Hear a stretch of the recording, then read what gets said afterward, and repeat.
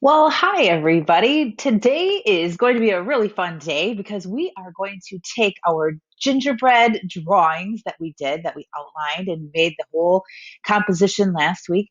And today is the day that we will apply watercolors to take our gingerbread drawings and outlines from this to this. Oh my goodness, this is going to be great fun.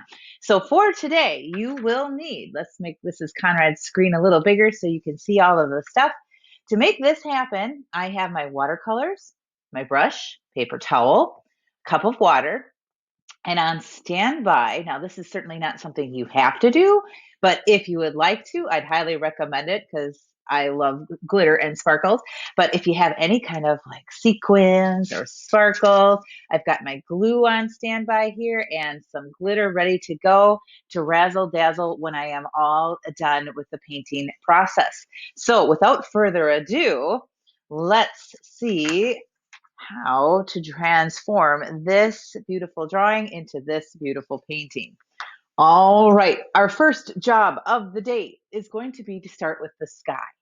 Now, you will find that I am going to start with my sky and then everything around the outside of my gingerbread house. So, to do this, I'm going to think about some of my skills that I've already learned when it comes to watercolors, and that is how to create dark to light.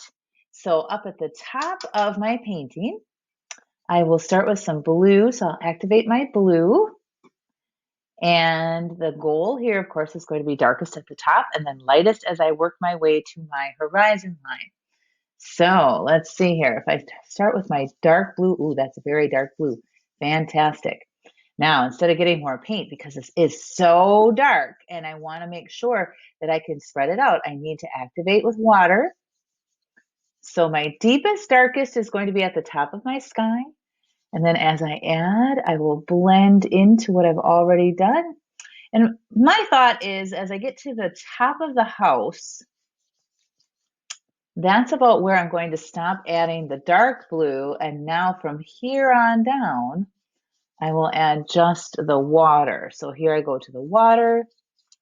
And now instead of adding any more paint, I'm going to work my left-hand side first. Notice how I'll grab some of this paint from up above.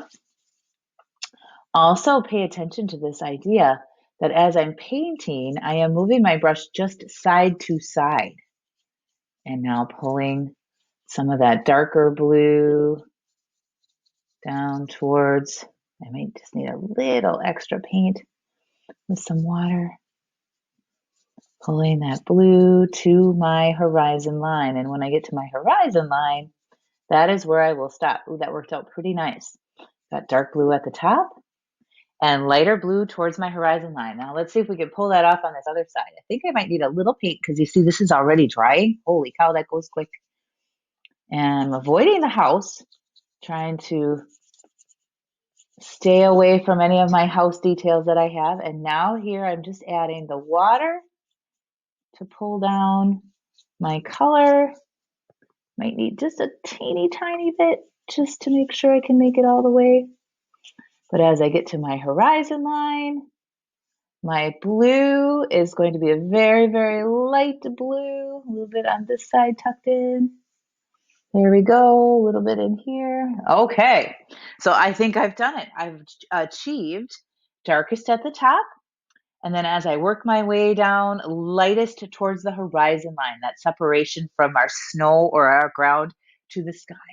Now, next, let's take care of some snow.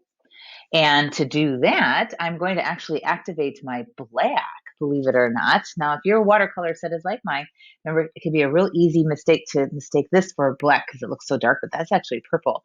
Black is down here next to the brown. So I'm going to activate that.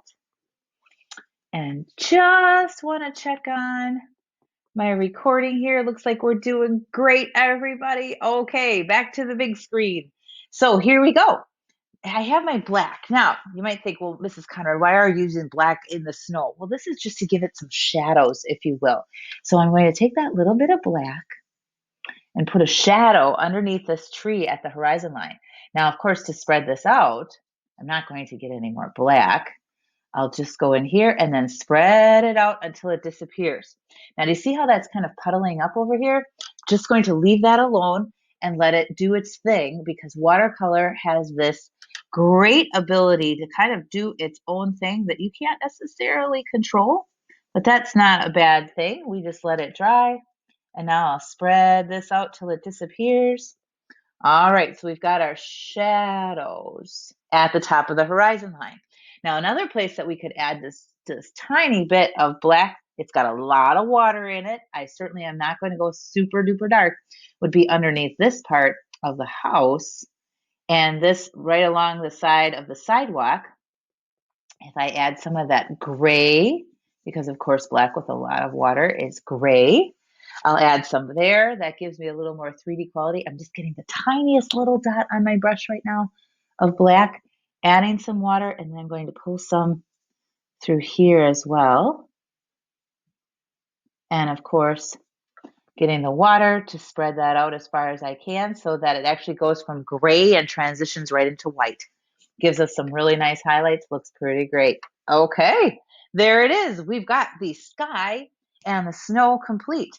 Next, outside of the house, we have these beautiful trees. And because I'm pretty good at this dark and light business, I am going to activate my green. And my plan is I've got the kind of trees that I could do dark, light, and make them just a little bit more interesting than just painting them all plain green. So I'm going to wait till this green is really nice and thick. The water is all soaked in. And here's my plan. I'm going to start with the dark green and fill that part in with dark. Get some more. Then I'll move down to here. It's like I'm going to make a pattern. My two dark areas. Great. Next, maybe this one I'll start with the second layer being the dark green,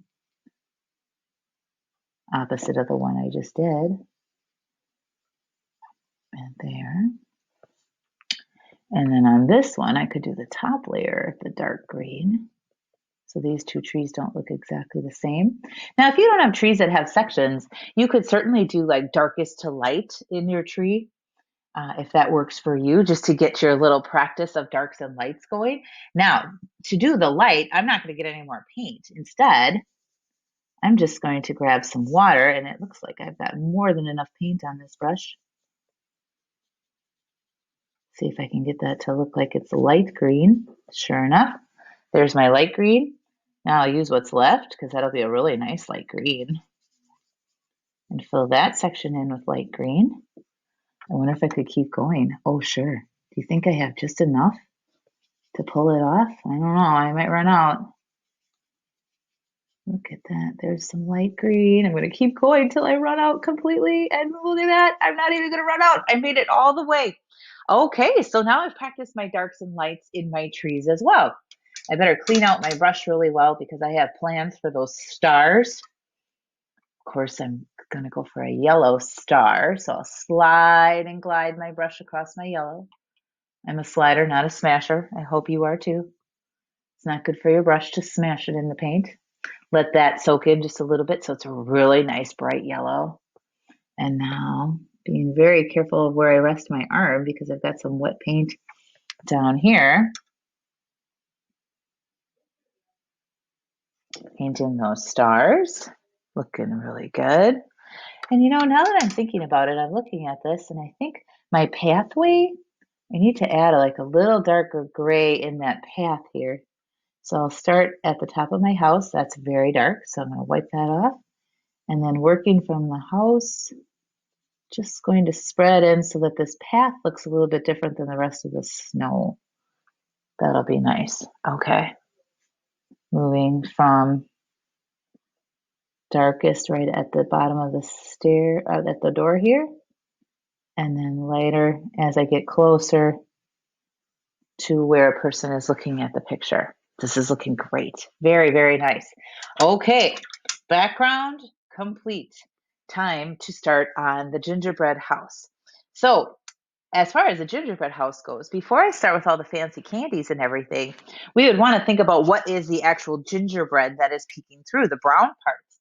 So starting at the top, I'm going to assume that I might have some dark brown gingerbread, first of all, peeking out of my little chimney right here, because I'm betting that the chimney was built out of gingerbread itself. So I'll go with a pretty rich dark brown for my chimney. I also, when I look at my roof line, if I start from the top of my house and moving down, is that this part peeking out, I would assume would be like one of those pieces, those rectangle pieces or square pieces that are laid across the three-dimensional house that would be gingerbread peeking out of the side. So I will paint this in with my brown. Now, in my head, I already am envisioning that that is frosting. And so is this. And I'm like, these might be some kind of like Skittles or something piled up to create the chimney. So now the background, the gingerbread part of the house, we'll get my brown looking really good. If I start up here and start making my way down, trying to avoid anywhere that those candies might be that I will fill in with a color as I go. And working side to side. So my goal is I'm going to paint the gingerbread background from the top, making my way down to the bottom. Now, as you add more and more paint, you'll notice that sometimes you might add the paint and it's a bit darker than what you already have in place. So you just want to always kind of crash into where you've been and then pull it down to where you're going.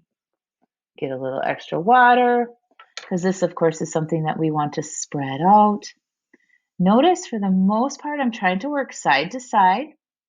I do a little bit of blending, but never ever would I consider like a scribbly fill when it comes to painting. Everything I'm doing, I'm working side to side, trying to blend where I just was and moving my way back down. Need some more paint. See, this is going to be very dark, so I'll grab some extra water to start spreading that out past my M&M candies that I was making. Now, of course, if you get a little bit in some of your shapes, this is not the end of the world. Watercolor can indeed cover if it's a different color. Just have to have a pretty high saturation or make a dark color to cover these areas that maybe got filled in by accident while we're making our gingerbread. All right, moving on, blending this into what exists. Keep on going from the top of the house. Now this is interesting because we're getting to the two sides. So before I go all the way down to the bottom on the left, I'll get caught up over here on the right. Get that all blended in.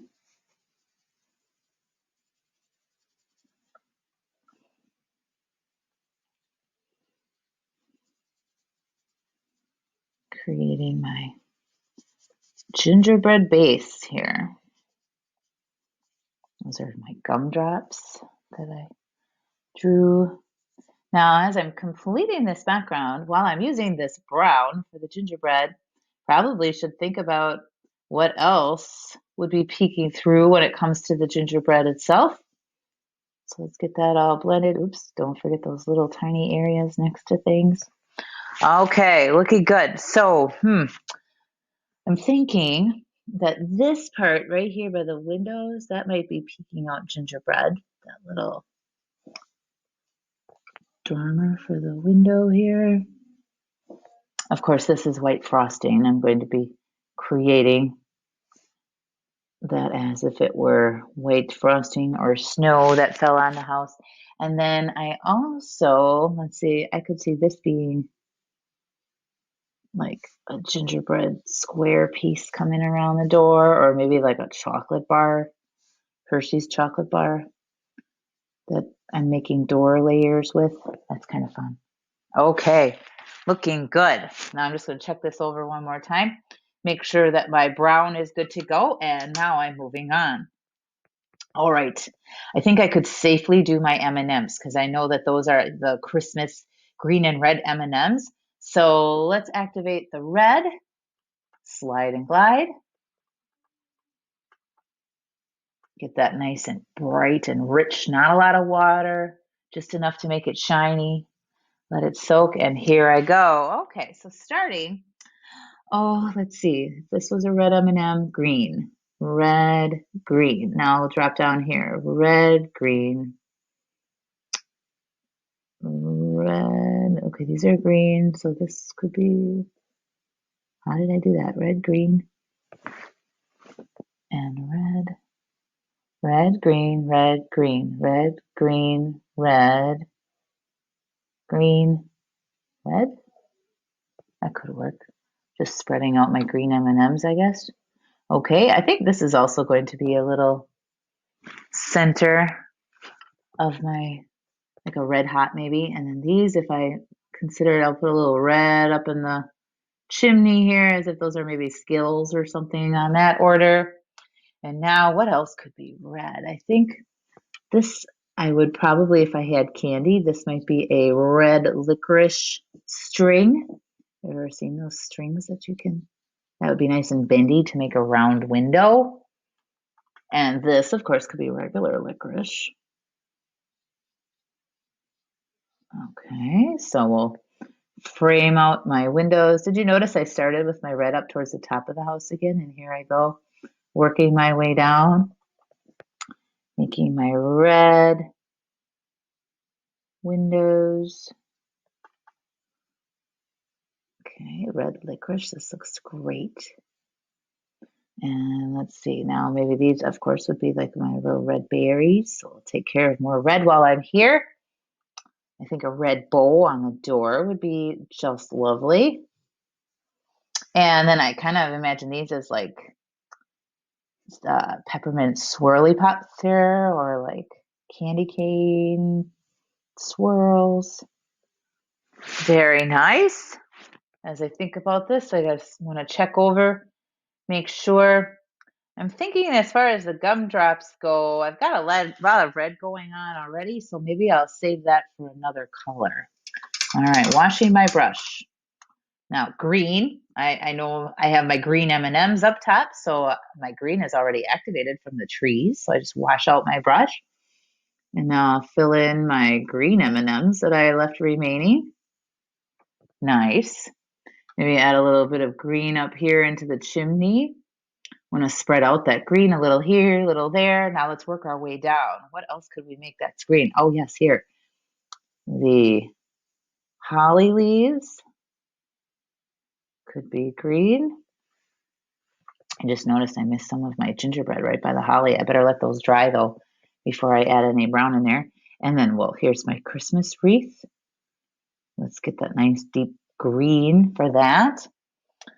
So I've got green here, the green trees. I think I need a little green in here. So I'm going to actually go with a green gumdrop to bring a little green over here. You see how now that green is all evening out for the whole composition? And let's see, I don't want to put that green right next to the tree over here. So maybe I'll take my green and make that gumdrop a green one. Fantastic. Now I'm noticing I also, since I have to get brown anyway, check this out. I could put a little brown on my tree trunk. Missed that before. And let's see if I can squeak a little bit of brown in that area that I missed. Okay, great. Woo. Yellow. Hello. I've got some yellow here, but nowhere else. So we should probably add some yellow to the design now. Starting up here with my Skittles. For my chimney, we'll add some yellow. I think this would be lovely to add some yellow as I work my way down the gingerbread house. And let's see. Oh, well, how about if we create the interior of the window could be yellow, maybe some yellow frosting. These could be like starbursts, maybe, for little square windows. All right, this is looking good. Get those in place. So I've got my yellow working down. Looks like we need some yellow in this section down here. So what if I add just a little tiny yellow accent for a doorknob? And then perhaps it's time to think about making the two of my gumdrops yellow as well. I could do a yellow one there and well, we'll make that one a yellow gumdrop. Wow, this is looking really good. Okay. What remains? I'm thinking, well, orange, that's kind of close to the red. Blue, I'm not sure that they make blue gumdrops. How about if we go with some purple? I haven't used any purple yet. This could be an interesting color to add in. Let's get some purple Skittles going here in these parts that are still open. Nice. And working my way down, maybe we could add a little purple here and here, although I might make that a sparkle. I'm not sure. And what if we did like a little purple inside of my door frame? Look at that. So now I've got some purple up there, some purple right here. And then, well, of course, we could turn these into purple gumdrops. So fabulous. Well, as I look at this beautiful gingerbread house, looks to me like the rest of this is all going to be white frosting. So I am going to leave that white and wash out my brush. And my door is not going to be white. I'm just looking. One last thing before I move on. I always like to look things over and just make sure. What if we just did a little bit of like a light brown and make the door gingerbread so that the white really stands out there. All right. Things look complete now. Thank goodness I looked at it again. Okay, so here's where I'm going to start having a little bit of extra fun. First of all, I want to wait till my paint is dry. If you're going to do glitter, you would definitely want to make sure your paint is dry before you start adding the glitter. It doesn't take very long. It's watercolor after all. However, if you put glitter onto wet watercolor, it'll stick just like anything else. So in the meantime, of course, I have all these fun sparkles. Like I have stuff like this. I have sometimes if you have sequins or things on this order, these could be a little bit of a razzle dazzle for you. But what I did was I picked out some very, very special sequins that I knew I would want to use in my design before I'm even going to start gluing. For example, I've decided that the tops of my trees should be sparkly. So I picked out 3 sparkles. I'm not going to just glue them all on right away. I'm going to plan ahead. And then here I have some red ones because I thought these would be really pretty if they were sparkly. And then I had one other red plan was right there. So I'm going to get started on that. Now, you can use any kind of glue that you wish. Elmer's glue, tacky glue. I have tacky glue here. And I'll take off my cap. Now, a trick. Rather than trying to hang on to this, which is really little, and stick your glue on there and then put it onto your paper, you're going to become a big mess. And it's going to be ooey gooey messy. So instead, here's what I would recommend. Wherever you know you want to put something, take your glue and put just a tiny little dot of glue in those particular spots right on the paper. Once the glue is in place, set your glue aside, and now you can simply take the special thing that you have planned and put it in place. Much cleaner, much neater, and I'm doing this on purpose. I'm not just throwing any old glitter anywhere because you've worked really hard on the painting. It sure would be a shame now to just put too much stuff on here. And yes, one can overdo. So let's see. I know I wanted to have some red berries that were sparkly right here. So I'll take my reds. I put my little dots of glue. Oh, that looks great. My little dots of glue where I have those berries that I would like to have in place. And then since I have some red sparkle here, I think it would be really nice to make that a very special piece of sparkly candy right in the middle. So I'll put my little bit of glue and then my sparkle. Wow, this is looking great. Now, I also have this card of all of these nifty sparkles. And I was thinking, because I left those white, that it might be kind of nice, let's see, to add a little bit of sparkle in the triangular area of my windows. So I'll do those 4. And now let's pull maybe, ooh, look at that. It's like a little holiday light in the tops of my, right, the possibilities here of decorating if you get into this optional phase of adding some things. It can be a lot of fun, but again, I just want to continue to remind you that this is not a necessity. This is a bonus if you are fortunate to have some decorating things, and if you don't, well, in my opinion, the Gingerbread House watercolor version of all of this is a pretty fabulous work of art all on its own. Oops, I just, sorry, I'm having a hard time with my little sequin here. There we go. Oh, this is looking great. So now I've got some sparkles in the trees. I've got a little sparkle action in the house. And now I'm thinking it might be kind of nice to just add, I've got some really teeny tiny little white sparkles. I don't want to fill in the whole peppermint swirl pop with the sparkle, but a little accent might be nice. There's 1, 2, 3, 4, 3 to go. 5. Oh yeah, these look great. Now they look like they could even be lights for the path. And there. Wow. Okay. It is grand finale time. Now, when it comes to the grand finale, I am talking glitter.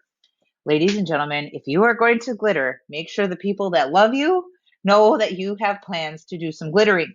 And another thing that you should probably make sure that you have is a spare piece of paper to put behind your project to pour the glitter, the extra glitter that you're going to need to shake off of your design onto this smaller paper so that you can collect your glitter and put it back in the container when you are done. All right, now, strategic glittering, ladies and gentlemen. You take your glitter and your glue, and starting with just a small little area, I'm going to make my white frosting, sparkly frosting. Did you see how I filled in the top of my chimney? Now I'll shake, shake, shake my glitter on top of that chimney. And then before I move on to any others, I will take my picture and just tap, tap, tap to have it slide onto the paper. Sparkly chimney. I love it. Okay, so now we're going to make this stuff, this white, beautifully frosted roof, and give it some little glitter accents. Of course, you don't want to use too much glue. Your glue will dry clear. However, the bigger puddles of glue that you make, the more potential you have to create an absolute disastrous mess. So just like when you decorate cookies, you want to aim for the part that you want your color. You wouldn't just shake it all over the place. You would be very purposeful in your sparkling. And now again, I'll maybe turn my paper so that it doesn't fall on all the stuff on the bottom, but scoot that off. Oh yes, this is looking really good. All right, now the tops of my windows are going to be glitter because this is my glitter sparkle frosting. So we'll take care of these next. And while I'm at it, I suppose, since it's still on the inside of my gingerbread house, we could put a little, you don't want to do too much gluing because unfortunately glues generally dry pretty quick. And if you do too much stuff with glue plans, all of a sudden you sprinkle your glitter and your glue's all dry. And you did all that work for nothing. All right, so I've got my glitter sparkle there, and now I think I'll tip my picture this way so it falls towards the bottom. Notice how it's all falling on this paper so I can clean up easy. Not getting it all over my table, and I'm not getting it all over the floor. And then let's see, this looks like it should be like a little snowbank on the side of my path. So we'll add a little bit of sparkle fun there. And ladies and gentlemen, This would be one pretty fabulous real gingerbread house. There it is, a little sparkle there for the pathway for the finale. And there we have it. So I sure hope you have a fantastic time painting and decorating your gingerbread compositions. Please send pictures my way so I can see these beautiful creations that you have made. And I hope you all enjoy decorating your gingerbread houses. Have a wonderful rest of your day, everyone. And I will see you soon. Have a great day. Thanks for being here.